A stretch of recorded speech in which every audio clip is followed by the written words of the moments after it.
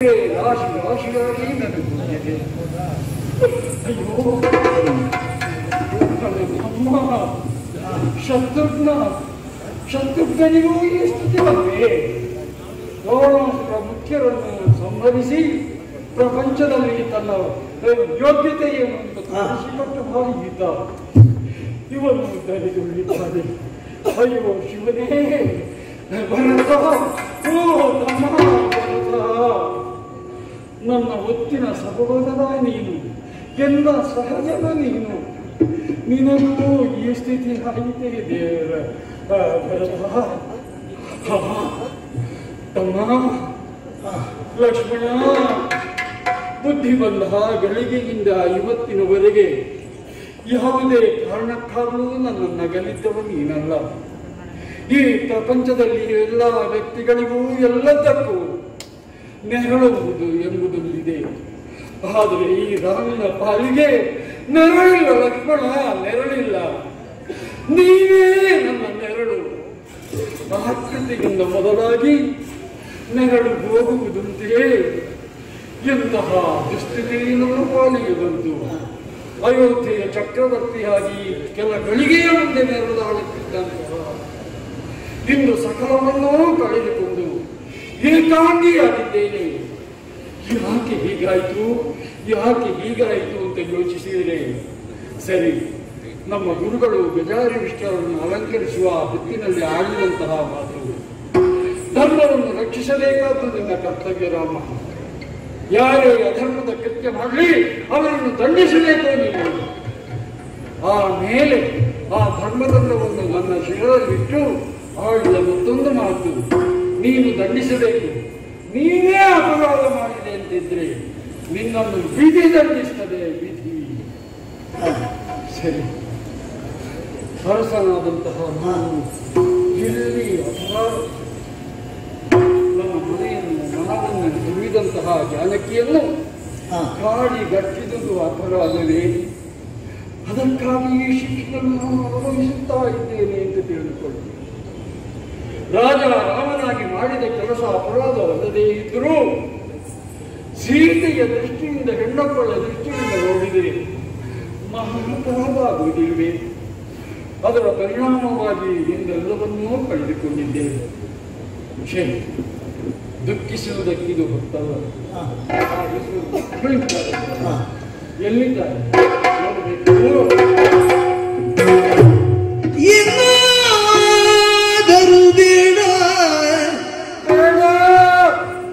ಬೇಡ ಮಕ್ಕಳಿರ ಸನ್ನದ ನಿಮಗಲ್ಲವಿರು ಬಾಲಕರಿನು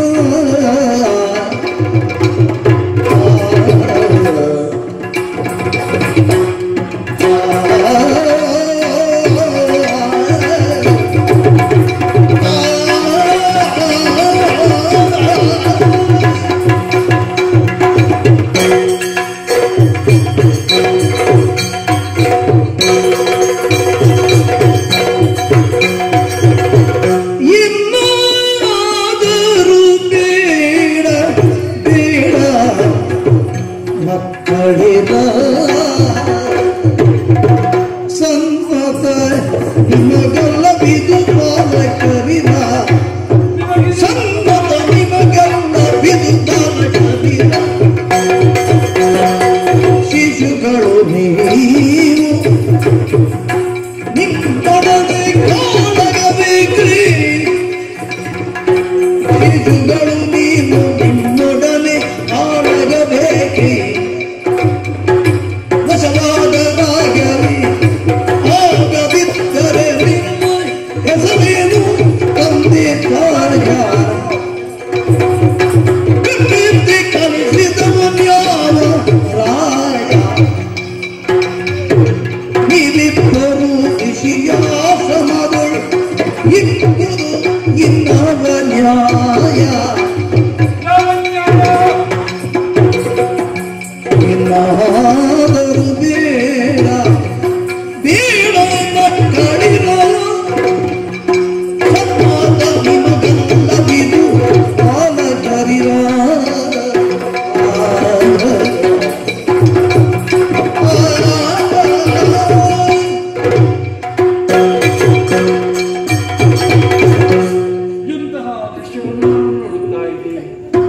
ನನ್ನ ಕಣ್ಣ ಮುಂಭಾಗದಲ್ಲಿ ಸೂರ್ಯ ಚಂದ್ರರೇ ತೆರೆಗಿಳಿದು ಅಲ್ಲ ಅಶ್ವನಿ ದೇವತೆಗಳು ನೈವೇದ್ಯ ತೆರೆಗಿಳಿದು ಬಂದರು.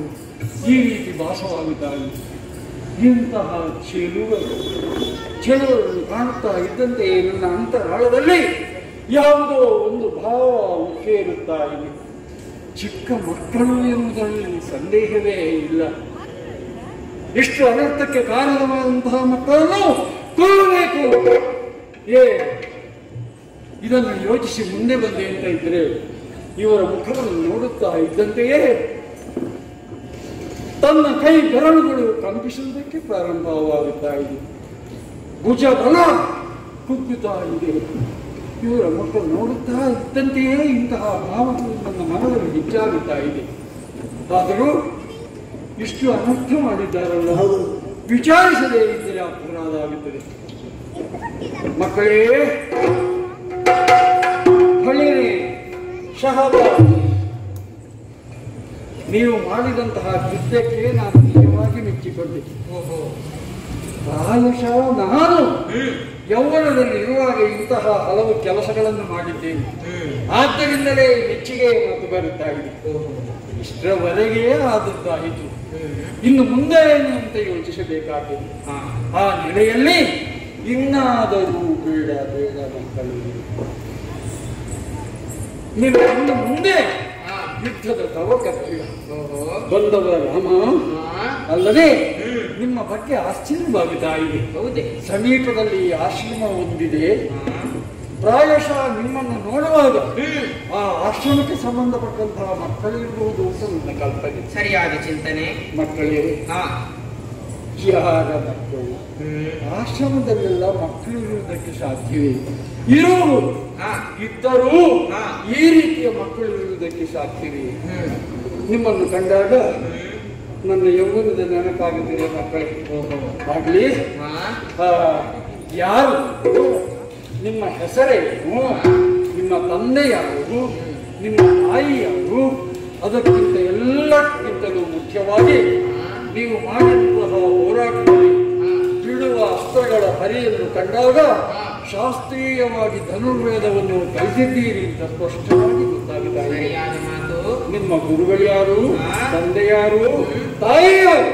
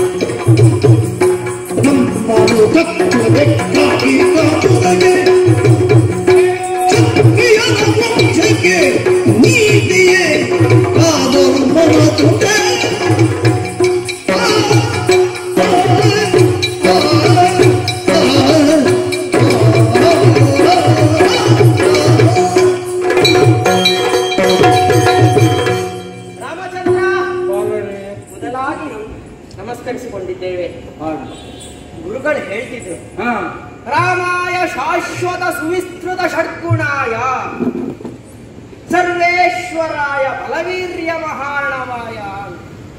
ನಿಮ್ಮ ಗುರುಗಳು ಒಳ್ಳೆ ಗುರುಗಳು ಇರಬೇಕು. ಹಾಗೆ ನೀನು ಕೇಳಿದ ಪ್ರಶ್ನೆಯಾದರೆ ಏನು? ಗುರುಗಳು ಯಾರು? ನಮ್ಮ ತಂದೆ ತಾಯಿ ಯಾರು ಅಂತ ಕೂಡ ಕೇಳಿ. ನಿಮ್ಮ ಹೆಸರು, ನೀವು ಯಾರು? ಮೊದಲಿಗೆ ನಿಮ್ಮ ಹೆಸರು ಹೇಳಿದ್ರು ಒಳ್ಳೆಯದು. ಆದರೆ ಗುರುಗಳ ಹೆಸರೇ ನಮ್ಮ ಹೆಸರು ಹೇಳುವುದು ಸೂಕ್ತ ಎಂಬುದು ನನ್ನ ಚಿಂತನೆ. ಪ್ರಶ್ನೆ 4 ಉಂಟು. ಯಾವುದಕ್ಕೆ ಬೇಕಿದ್ರು ಮೊದಲು ಉತ್ತರಿಸಿ. ಒಟ್ಟಿನಲ್ಲಿ 4 ಪ್ರಶ್ನೆಗೆ ಉತ್ತರ ಸಿಕ್ಕಿದ್ರು ಸಾಕು. ತಂದೆ ತಾಯಿಗಳು ಕಾಲಪುರುಷನೇ ತಂದೆ, ಕಾಲಪುರುಷನೇ ತಾಯಿ. ಈ ಎಲ್ಲರಿಗೂ ಅಷ್ಟೇ, ಕಾಲಪುರುಷ ಎಲ್ಲರಿಗೂ ತಂದೆಯೇ ತಾಯಿ. ಆದರೆ ನಾನು ಹೇಳಿದ್ದು ನಿಮ್ಮನ್ನು ಹಳೆದ ತಾಯಿ ಯಾರು ಅಂತ. ಹಡೆದ ತಾಯಿಯ ಆಜ್ಞೆಯಿಂದಲೇ ಹೇಳುತ್ತಿದ್ದೇವೆ. ಕಾಲಪುರುಷನೇ ತಂದೆ, ಕಾಲಪುರುಷನೇ ತಾಯಿ. ಅಂದ್ರೆ ಅಪ್ಪ ಅಮ್ಮ ಅವರ ಹಾ. ಆಜ್ಞೆ ಹೀಗಿದೆ. ಹಾ, ಹಾ. ಪರಿಚಯವನ್ನು ಹೇಳದೆ ಹಾ. ನಮ್ಮ ಪರಿಚಯವನ್ನು ತಿಳಿಸಬೇಕು. ಆಗಲಿ. ಗುರುಗಳು ಇಷ್ಟು ಶಾಸ್ತ್ರೀಯವಾಗಿ ವಿದ್ಯೆಯನ್ನು ಕಲಿಸಿದ ಗುರುಗಳು ಯಾರು? ಪ್ರಚೇತಸ ಸೂನು ಪ್ರಾಚೇತಸ ವಾಲ್ಮೀಕಿ ಮಹರ್ಷಿಗಳು. ಹಾ, ಹಾ, ಹಾ. ಅವರ ಕರ ಕಮಲ ಸಂಜಾತರೆ ನಾವು ಲವಕುಶರು. ನೀವು ಲವಕುಶರು. ಹಾ. ಓಹೋ, ಆದೀತು. ಆದರೆ ವರ್ಷವನ್ನು ಬಿಟ್ಟು ಒಂದು ಪ್ರಶ್ನೆ ಇದೆ ಏನು? ರಾಮ, ಓ, ನೀನು ಮಾಡುವಂತಹ ಯಜ್ಞ ಹಾ, ಪೂರ್ಣಾಹುತಿ ಆಗಲಿಲ್ಲ. ಅವರು ಇಲ್ಲ. ಪೂರ್ಣಾಹುತಿ ಆಗುವ ಮುಂಚೆಯೇ ಹಾ, ಯಾಗದೀಕ್ಷೆಯನ್ನು ಬಿಟ್ಟು ಬಂದುವುದು ಹಾ. ಉಚಿತವಾದ ಮಾತು. ಮಕ್ಕಳೇ, ರಾಮ, ಸ್ವಲ್ಪ ಬೆಳೆಯುತ್ತಿರುವ ಮಕ್ಕಳು ಅಂತ ಅರ್ಥ ಆಗುತ್ತದೆ ನಿಮ್ಮ ಮಾತಿನಿಂದ. ಅಂದ್ರೆ ಎರಡನೇ ಹೆಜ್ಜೆಯನ್ನು ಮುಗಿಸಿ ಹಾ. ಜಿಜ್ಞಾಸು ಹಂತವನ್ನು ಸೇರ್ತಾ ಇದ್ದೀರಿ. ಆದ್ದರಿಂದ ನಿಮ್ಮ ಮನದಲ್ಲಿ ಹುಟ್ಟಿದಂತಹ ಪ್ರಶ್ನೆ ಇದೆ. ಹಾ. ಮಕ್ಕಳೇ, ಈ ಪ್ರಪಂಚದಲ್ಲಿ ಧರ್ಮ ಮತ್ತು ಸಿದ್ಧಾಂತ ಇದು ಎಲ್ಲವೂ ಶಾಶ್ವತವಾಗಿಯೇ ಇರ್ತದೆ. ಆದರೆ ಧರ್ಮಕ್ಕೆ ಹಲವು ಮುಖಗಳಿವೆ, ಸಿದ್ಧಾಂತಗಳು ಹಾಗೆ. ಸಿದ್ಧಾಂತವೇ. ಆದರೆ ಆ ಸಿದ್ಧಾಂತಕ್ಕೆ ಕೆಲವು ಅಪವಾದ ಅಂತ ಇರ್ತದೆ. ನಿಮ್ಮಲ್ಲೇ ಕೇಳ್ತೇನೆ ಮಕ್ಕಳೇ, ತಾಯಿಯ ತಲೆಯನ್ನು ಮಗ ಕಡಿಯುವುದಾ? ಕಡಿಬಾರದು. ಹಾ. ಆದರೆ ಬೇಡ, ನಾನು ಹೇಳ್ತೀನಿ. ಹಾ. ಹಾಗೆ ಅಂತ ಪರಶುರಾಮ ತಾಯಿಯ ತಲೆಯನ್ನು ಕಡಿದ. ಆ ಬಳಿಕ ತಾಯಿಯ ತಲೆ ಕಡಿದವಂತ ಯಾರಾದ್ರೂ ಬೆಟ್ಟೆತ್ತು ತೋರಿಸಿದಾರ? ಇಲ್ಲ. ಯಾಕೆ ತೋರಿಸಲಿಲ್ಲ? ಯಾಕೆ ಕಡಿದ? ತಂದೆಯ ಮಾತನ್ನು ಉಳಿಸುವುದಕ್ಕೆ ಬೇಕಾಗಿ ಕಡಿದ. ಯಾವುದೇ ಒಬ್ಬ ಪುರುಷ ಹೆಂಡತಿ ಮಕ್ಕಳನ್ನು ಮಾಡುವುದಾ? ಮಾಡಬಾರದು. ಸತ್ಯ ಹರಿಶ್ಚಂದ್ರ ಹೆಂಡತಿ ಮಕ್ಕಳನ್ನು ಮಾಡಿದ.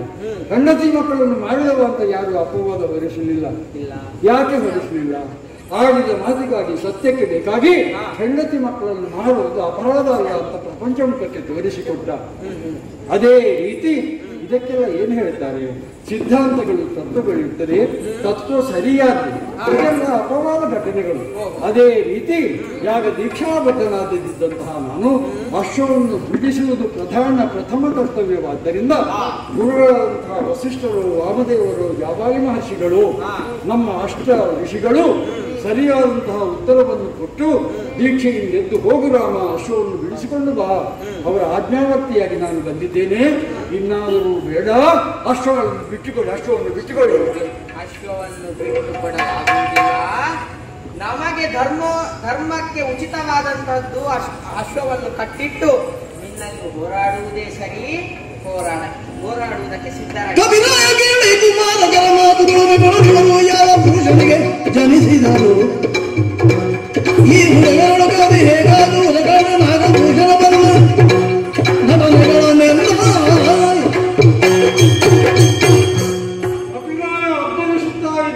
ಏನಂತೆ ಬಂದಂತಹ ಈ ಮಕ್ಕಳನ್ನು ನಾವು ನೋಡಿಕೊಳ್ತೇವೆ. ಅಗತ್ಯ ಇಲ್ಲ, ಎಲ್ಲವನ್ನು ಹಿಂದೆ ಸರಿಯಿರಿ. ಇವರನ್ನು ನಾವು ನೋಡಿಕೊಳ್ತೇವೆ.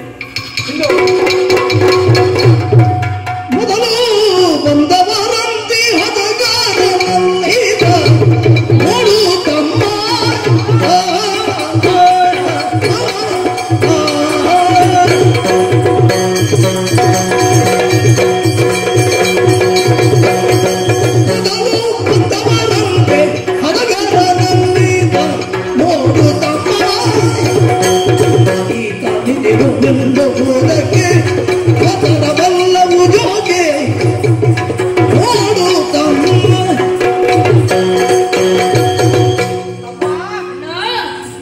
ಹಿಂದಿನ ಕಾಲಕ್ಕೆ ಯೋಚಿಸಿ ಯುದ್ಧ ಮಾಡಬೇಕಾಗಿದೆ. ಯಾಕೆ? ಹೇಳಿದ್ದೇನು? ರಾಮ ಬಾಣ ಧಾರಣೆ ಕ್ಷಮಾಸುರೇಶ್ವರ ಅಪ್ಪಿ ಅಲ್ಲವೇ? ರಾಮನ ಬಾಣಕ್ಕೆ ಸುರೇಂದ್ರನು ಹೆದರುತ್ತಾನಂತೆ. ಅಷ್ಟೇ ಮಾತ್ರವೇ, ವಾನರರನ್ನು ನೋಡು. ಇನ್ನು ಮುಂದೆ ಯುದ್ಧ ಮಾಡುವ ಕಾಲದಲ್ಲಿ ಎಚ್ಚರದಿಂದ ಅಸ್ತ್ರ ಪ್ರಯೋಗ ಮಾಡಬೇಕು.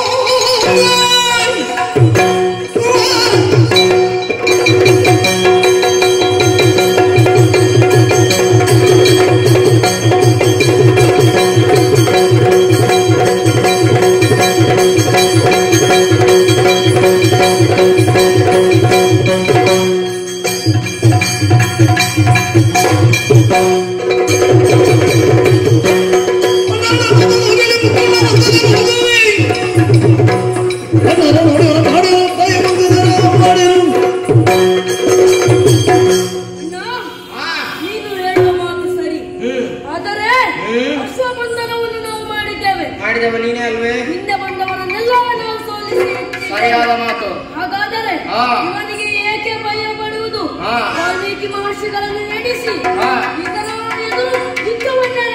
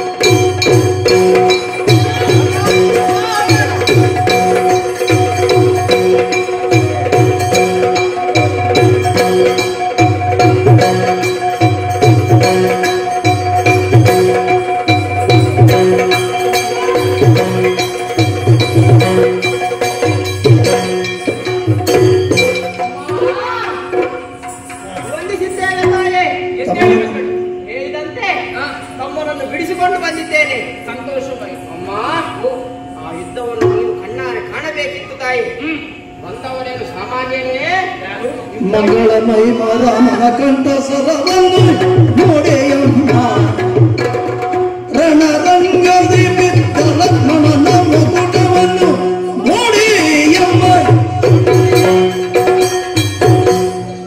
ಯುದ್ಧ ಭೂಮಿಗೆ ಹೋದ ಕಾಲಕ್ಕೆ ಒಬ್ಬನಾತ ರಾಜ ನಮ್ಮ ಲವನನ್ನು ತನ್ನೊಂದಿಗೆ ಕರೆದುಕೊಂಡು ಹೋಗುತ್ತಿದ್ದ. ಅವನನ್ನು ನಿಲ್ಲಿಸಿ ಯುದ್ಧ ಮಾಡುವ ಕಾಲದಲ್ಲಿ ಅವನ ಹೆಸರನ್ನು ನಾನು ಕೇಳಿ ತಿಳಿದೆ. ಏನು? ಬಂದವನು ಶತ್ರುಘ್ನನಂತೆ. ಶತ್ರುಘ್ನನೇ ತನ್ನ ಅಣ್ಣನ ಅಶ್ವಮೇಧಯಾಗವಂತೆ. ಲವನನ್ನು ಬಿಡಿಸಿಕೊಳ್ಳುವ ಬೇಕಾಗಿ ಆ ಶತ್ರುಘ್ನನನ್ನು ಕೊಂದು ಕೆಡಹಿದೆ.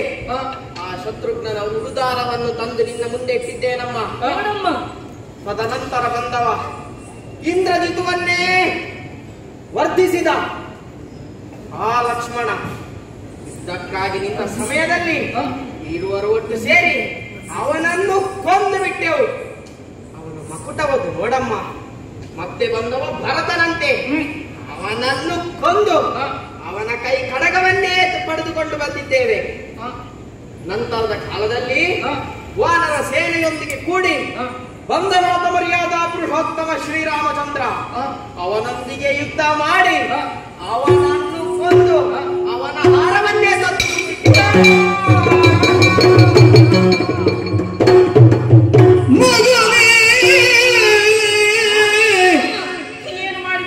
ನೀನಿಂದು ಮಾಡ್ಬರೆ ಅಯ್ಯಯ್ಯೋ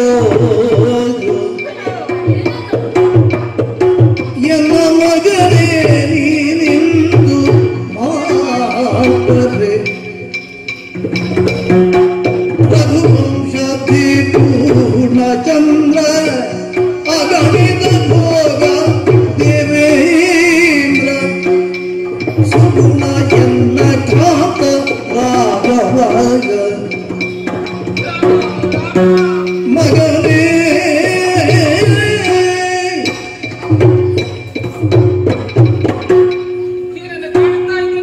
ದೃಶ್ಯವನ್ನು ನೋಡುತ್ತಾ ಇದ್ದೇನೆ. ಏನಾಯ್ತಮ್ಮ? ಇದನ್ನು ನೋಡುವುದಕ್ಕೆ ಬದಲಾಗಿ ನನ್ನ ಕಣ್ಣುಗಳೇ ಕುರುಡಾಗಬಾರದಿತ್ತೇ ಕುರುಡಾಗಬಾರದಮ್ಮ. ಎಂತಹ ಕೃತ್ಯವನ್ನು ಎಸಗಿ ಬಿಟ್ಟಿರಿ ಮಕ್ಕಳೇ, ಎಂತಹ ಕೃತ್ಯವನ್ನು ಎಸಗಿ ಬಿಟ್ಟಿರಿ.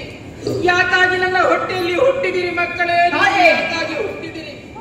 ನನ್ನ ಕೊರಳ ಮಾಂಗಲ್ಯವನ್ನೇ ಕಿತ್ತುಕೊಂಡಿರಲ್ಲ, ನನ್ನ ಹಣೆಯ ಕುಂಕುಮವನ್ನೇ ಅಳಿಸಿ ಬಿಟ್ಟಿರಲ್ಲ ಮಕ್ಕಳೇ. ತಾಯಿ ನನ್ನ ಈ ದುಸ್ಥಿತಿಯನ್ನು ಯಾರಲ್ಲಿ ಹೇಳಿಕೊಳ್ಳಲಿ ಹಾ ಗುರುದೇವ. ಬಂದ ಮುನಿಯ ದೂರದಿಂದ ಸೀತೆ ನಂದನರಹಿತ ಪಾದದೊಂದು ಎರಗಿ ಬೇಗ ಬಂದ ಮುನಿಯ ದೂರದಿಂದ.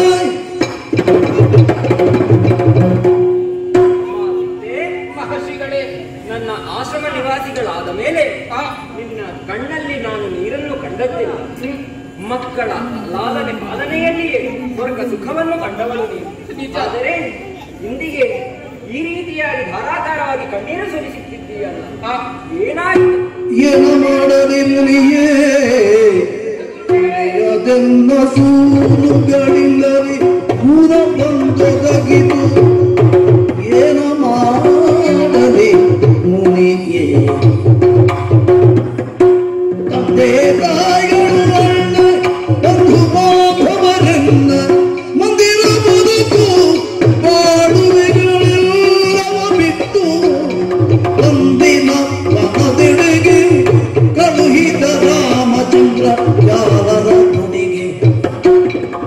ಮುನಿಯೋ ಕೃಪೆಯೆಂದರಗ್ಯತೆ ಮತ್ತೆ ಕನ್ನರೀರು ರಪ್ಯತೆ ಏನು ಮಾಡಲೇ?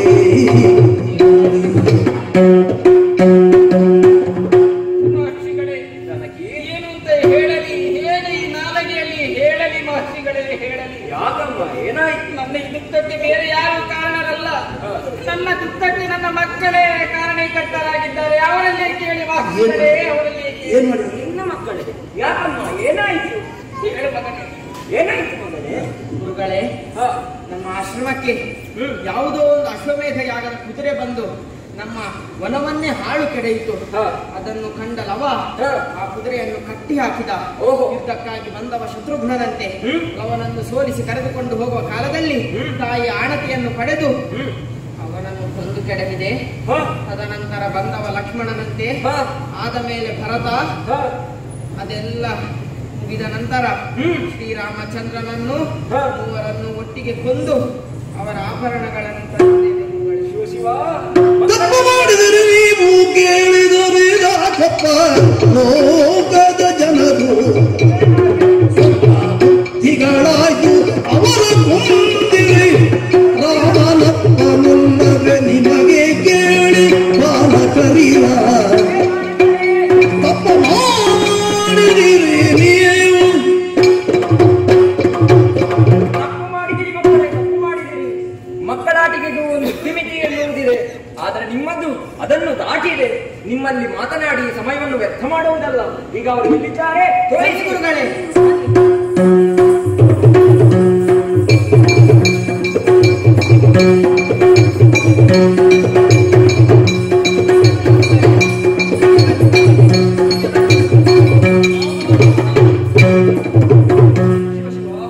ಭೀಕರವಾದಂತಹ ದೃಶ್ಯವನ್ನು ಕಾಣುತ್ತಿದ್ದೇನೆ, ಸಹಿಸಲಾಗುತ್ತಿಲ್ಲ. ಕಮಂಡಲದಲ್ಲಿರುವ ಜಲವನ್ನು ಮಂತ್ರಪೂರಿತಗೊಳಿಸಿ ಪ್ರೋಕ್ಷಣೆ ಮಾಡುತ್ತೇನೆ. ಜಯ ಜಯ ಲೋಕಪಾಲಕ ವಾಲ್ಮೀಕಿ ಮುನಿಗೆ ಜಯ ಜಯ ಲೋಕಪಾಲಕ ಪುರಕೋಟಿ ತಮಗಾಯ ದಯಾನುಧಿ ದೇವನೇ ಧೈರ್ಯಮಾನ ಸುಜನ ಪರಿಪಾಲನೆ ಜಯ ಜಯ ಲೋಕಪಾಲಕ ವಾಲ್ಮೀಕಿ ಮುನಿಯೇ. ವಾಲ್ಮೀಕಿ ಮಹರ್ಷಿ ನಿಮ್ಮ ಪಾದ ದ್ವಯಗಳಿಗೆ ಸಾಷ್ಟಾಂಗ ವಂದಿಸಿದ್ದೇನೆ. ಶುಭವಾಗಲಿ. ನಿಮ್ಮ ಆಶ್ರಮ ಇದು ಅಂತ ಅರ್ಥವಾಗಿದೆ, ಅದರೇ ಗೊತ್ತಾಗಿದೆ. ಹಾಗಂತ ನಿಮ್ಮ ಬರವನ್ನು ತುಂಬಾ ತಡವಾಯಿತು ಅಂತ ಎಣಿಸಿಕೊಳ್ತೇನೆ. ಈ ಗಳಿಗೆಯಲ್ಲಿ ನಾನೆದ್ದು ನೋಡುತ್ತಿರುವಾಗ ನಮ್ಮವರೆಲ್ಲ ಎದ್ದಿದ್ದಾರೆ. ನಿಮ್ಮ ಪ್ರಮಂಡಲದ ಕಡೆ ಇದ್ದಂತ ಕಾರಣ ಅಂತ ಅರ್ಥೈಸಿಕೊಂಡಿದ್ದೇನೆ. ಸತ್ಯ. ಮುನಿಪುಂಗವರೇ, ಆಶ್ಚರ್ಯವಾಗುತ್ತಾಗಿದೆ. ಯಾಕೆ? ಶಂಕರಿವರು ಯಾರು ಮುನಿಯೇ? ಇವರ ತಂದೆ ತಾಯಿಗಳು ಮುನಿಯೇ? ಮುಂದಿನ ಬೆಳೆಯಲ್ಲಿ ಮುನಿಯೇ ನಿನ್ನ ಊರು ಯಾವುದು ಮುನಿಯೇ? ಸಿಂಗಪುರವು ಚೆಂಗಾಡುವುದು ಸಾರಂಗವು ಪುಲಿಗಳು ನೋಡುವುದು ನಿಮ್ಮ ಆಶ್ರಮದ ಸುತ್ತ ದೇಶವೇ ಇರುವುದಿಲ್ಲ. ಆದರೆ ಇಂದಿನ ದಿನ ನಮ್ಮ ಸಕಲ ಸೇನೆ ತೆರೆಗುರುವುದಕ್ಕೆ ಕಾರಣ ಈ ಇಬ್ಬರು ಮಕ್ಕಳ ಪರಾಕ್ರಮವನ್ನು ಕಂಡಾಗ ಮನದಲ್ಲಿ ಹಲವು ಪ್ರಶ್ನೆಗಳು ಹುಟ್ಟಿಕೊಳ್ತಾ ಇದೆ. ಸ್ವಾಮಿ, ಯಾರಿದೆ? ನಿಮ್ಮ ಬಗ್ಗೆ ನಾನು ತಿಳಿದುಕೊಂಡಿದ್ದೇನೆ. ಪೂರ್ವಾಶ್ರಮದಲ್ಲಿ ಎಲ್ಲ ಬೇಡದಿದ್ದದ್ದು ಮಾಡಿದ್ದೀವಿ, ಮದುವೆ ಆಗಿದ್ದೀವಿ. ಆದರೆ ಸಪ್ತರ್ಷಿಗಳ ಹಸ್ತೋದಕ ಸಿಕ್ಕಿದ ಮೇಲೆ ನೀವು ಹೀಗಾದ ನೀವು ಇಂಥದ್ದೆಲ್ಲ ನಿಮ್ಮ ಸಮ್ಮುಖದಲ್ಲಿ ಆಗಬಾರ್ದಿತ್ತು. ಆದ್ದರಿಂದ ಕೇಳ್ತಾ ಇದ್ದೇನೆ, ಈ ಮಕ್ಕಳು ಯಾರು ಸ್ವಾಮಿ? ಅಯ್ಯ ರಾಮಚಂದ್ರ, ಭಾನುವಂಶದ ಕೇಳು ಬಹಳ ಮಾತುಗಳಿಗೆ ಈ ನಡತೆ ಮೊದಲುಂಟೆ ಈ ರಾಜ್ಯದೊಳಗೆ. ತಂದೆ ಮಕ್ಕಳು ತಾವು ತಮ್ಮೊಳಗೆ ಕಾರುವುದು ಹಿಂದೆ ಕೇಳಿದುದಿಲ್ಲ ಹೀಗೆಂಬ ವಾರ್ತೆ. ಭಾನುವಂಶದ ಕೇಳು ರಘುತ್ತಮನೇ, ಮಹರ್ಷಿಗಳೇ, ಹಿಂದೆ ಎಂದೂ ಇಂಥದ್ದು ನಡೆದದ್ದಿಲ್ಲ. ಯಾಕೆ ಹೇಳುತ್ತಿದ್ದೇನೆ? ಯಾವುದು? ಇವರಿಬ್ಬರು ಯಾರು ಎಂಬುದಲ್ಲವೇ ನಿನ್ನ ಪ್ರಶ್ನೆ? ಜಾನಕಿಯ ಕುವರರು ರಾಮನಿಗೆ ಏನಾಗಬೇಕು? ಜಾನಕಿಯ ಕುವರರು ರಾಮನಿಗೂ ಮಕ್ಕಳೇ ಆಗಬೇಕು. ಅದೆಲ್ಲ ಕೇಳಿದ್ರಿ, ಇವರು ಯಾರು ಅಂತ ಕೇಳಿದ್ರಿ. ಅದೇ ನಾನು ಹೇಳುತ್ತಿರುವುದು. ಏನು? ಇವರಿಬ್ಬರು ನಿನ್ನ ಮಕ್ಕಳೇ. ಸ್ವಾಮಿ, ಒಂದು ಪ್ರಶ್ನೆಗೆ ಉತ್ತರ ಸಿಕ್ಕಿದಾಗ ಮತ್ತೆ ಕೆಲವು ಪ್ರಶ್ನೆಗಳು ಹುಟ್ಟುತ್ತಾ ಇವೆ. ಸಹಜ. ಮತ್ತೇನು ಅಲ್ಲ, ನನ್ನ ತಮ್ಮನಾದಂತಹ ಲಕ್ಷ್ಮಣವೇ ನಾನು ಮಾಡಿದ ಆಜ್ಞಾಪನೆ. ಗಂಗಾ ನದಿಯನ್ನು ತರಿಸಿ ದಟ್ಟಾರಣ್ಯದಲ್ಲಿ ಸೀತೆಯನ್ನು ಬಿಟ್ಟು ಬಾ ಅಂತ. ಲಕ್ಷ್ಮಣ ನನ್ನ ಮಾತನ್ನು ಚಾಚೂ ತಪ್ಪುವನಲ್ಲ. ನಿಮ್ಮ ಆಶ್ರಮಕ್ಕೆ ಖಂಡಿತ ಬಿಟ್ಟಿರ್ಲಿಕ್ಕಿಲ್ಲ. ದಂಡಕಾರಣ್ಯದಲ್ಲೇ ದಟ್ಟವಾದಂತಹ ಅರಣ್ಯದಲ್ಲೇ ಬಿಟ್ಟಿರಬೇಕು. ಮುಂದಿನ ಕಥೆ ಏನಂತ ಗೊತ್ತಿಲ್ಲ ಸ್ವಾಮಿ ನನಗೆ. ಅಲ್ಲಿಯೇ ನೀನು ಎಡವಿದ್ದು. ಎಲ್ಲವೇ ಇದ್ದುದು ಎಡವುತನವೇ ಅಲ್ಲ, ಸೀತೆಯನ್ನು ನೀನೇನು ವನಗಟ್ಟಿ ಬಿಟ್ಟೆ. ಹೌದು. ಆದರೆ ಮುಂದೇನು ಮಾಡುವುದು ಎಂದು ದಿಕ್ಕು ತೋಚದೆ ಆಕೆ ಅಲ್ಲಿಯೇ ಕುಳಿತು ಅಳುತ್ತಿದ್ದಳು. ಸಂಧ್ಯಾ ವಂದನೆಗಾಗಿ ತೆರಳಿದ ನಾನು ಈ ರೋದನವನ್ನು ಕೇಳಿ ಹತ್ತಿರ ಹೋಗಿ ನೋಡುತ್ತೇನೆ. ನನ್ನ ಕಾವ್ಯನಾಯಕಿಯಾದಂತಹ ಜಾನಕಿಯಲ್ಲಿದ್ದಳು. ಅದು ಅಲ್ಲದೆ ತುಂಬು ಬಸುರಿ ಕರುಣೆ ಉಕ್ಕಿ ಬಂತು. ನನ್ನ ಆಶ್ರಮದಲ್ಲಿಯೇ ವಾಸಿಸುವಂತೆ ಹೇಳಿದೆ. ಬಂದಳು. ಹಾಗೆಯೇ ಅವಳಿ ಮಕ್ಕಳಿಬ್ಬರಿಗೆ ಜನನವನ್ನಿತ್ತಳು. ಅದೇ ಇಬ್ಬರು ಮಕ್ಕಳಿವರು ಕುಶ ಲವ ಎಂದು ಹೆಸರನ್ನಿರಿಸಿದೆ. ಲಾಲನೆ ಪಾಲನೆ ಪೋಷಣೆಗಳನ್ನು ಮಾಡುತ್ತಾ ಬಂದಿದ್ದೇನೆ. ಇಷ್ಟರವರೆಗೆ ನಾನು ಮಾಡಿದ್ದೇನೆ. ಇನ್ನು ನಿನಗೆ ಇದ್ರೆ ಈ ಮಕ್ಕಳನ್ನು ನನಗೆ ಒಪ್ಪಿಸ್ತಾ ಇದ್ದೀನಿ. ಬನ್ನಿ ಮಕ್ಕಳು,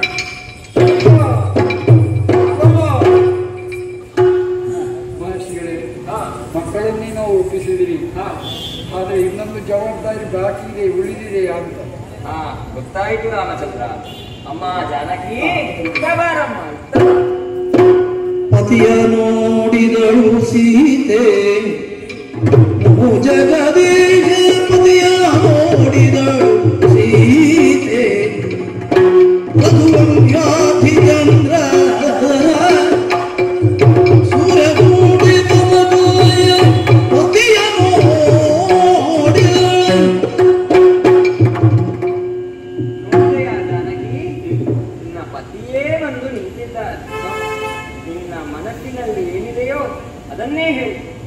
ಮಹರ್ಷಿಗಳೇ, ಇಲ್ಲಿಯವರೆಗೆ ನನ್ನ ಪಾಲಿಸಿದವರು ನೀವು. ಮಗಳ ಹಾಗೆ ಪಾಲಿಸಿದವರಿದ್ದೀರಾ.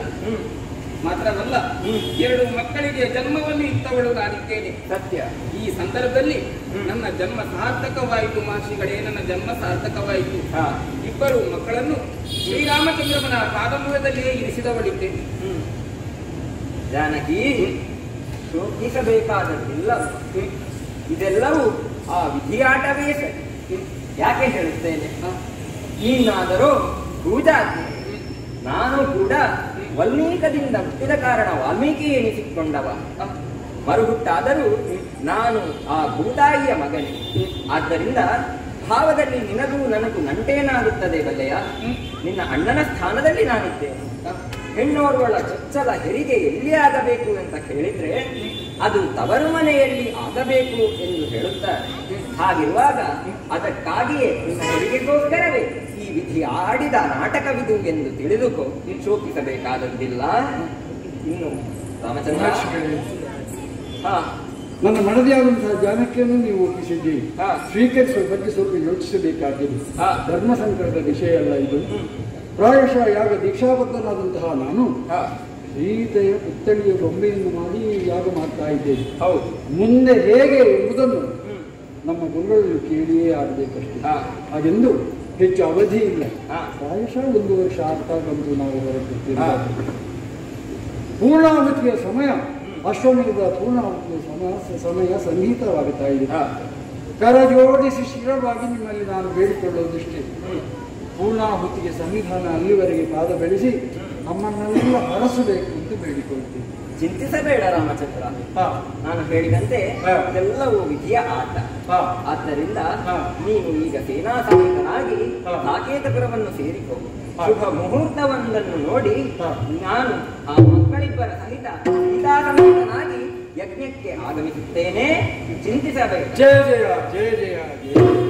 ಲವಕುಶ ಎಂಬಿ ಪುಣ್ಯ ಕಥಾನಕವನ್ನು ಯಾರು ಆಡಿದ್ರು, ಆಡಿಸಿದ್ರು, ನೋಡಿದ್ರು, ನುಡಿಸಿದ್ರು, ಕೇಳಿದ್ರು, ಕೇಳಿಸಿದ್ರು, ಅವರೆಲ್ಲರಿಗೂ ನಾವು ನಂಬಿದಂತಹ ಆ ಹರ ಆಯುಷ್ಯ, ಆರೋಗ್ಯ, ಭಾಗ್ಯವನ್ನು ಕೊಡಲಿಂದ ದೇವರಲ್ಲಿ ಪ್ರಾರ್ಥಿಸುತ್ತಾ ಕಥಾಭಾಗಕ್ಕೆ ಮಂಗಳವನ್ನು ಹಾಡುವುದಕ್ಕೆ ಉಳಿದ ಸಭ್ಯರ ಅನುಭವವನ್ನು ಕೇಳಿ. ಭದ್ರಂ ಶುಭಂ ಮಂಗಳಂ. ಮಂಗಳಂ ಜಯ ಮಂಗಳಂ ಶುಭ ಮಂಗಳಂ. ಶ್ರೀ ಮಹಾಗಣಪತಿಗೆ ಮಂಗಳಂ. ಶ್ರೀ ಮಂಜುನಾಥಗೆ ಮಂಗಳಂ. ಶರಭೇಶ್ವರಗೆ ಮಂಗಳಂ.